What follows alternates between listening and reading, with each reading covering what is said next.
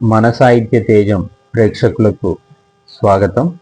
మనిషికి అలంకారం ఏది అని అన్నప్పుడు మనిషికి బంగారు ఆభరణాలు, రత్నాలు, మణులు, మాణిక్యాలు కావు.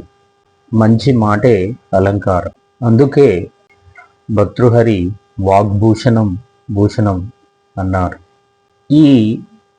ఇవే కాకుండా మనిషికి ఇంకా అలంకారమైనటువంటి కొన్ని ఉన్నాయి. వాటికి సంబంధించి సంస్కృతంలో ఒక శ్లోకం ఉంది.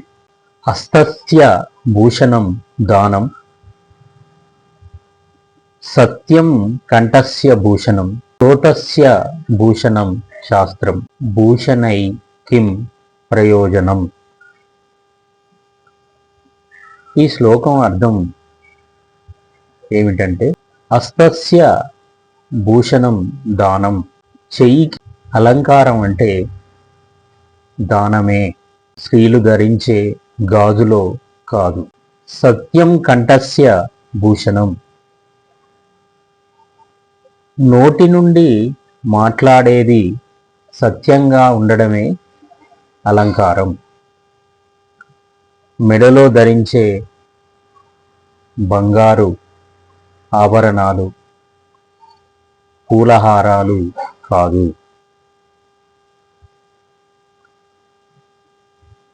శ్రోతస్య భూషణం శాస్త్రం,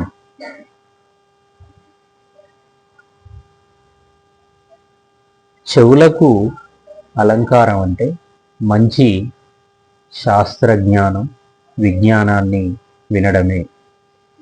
చెవులకు ధరించే కుండలాలు, ఇతర ఆభరణాలు కాదు.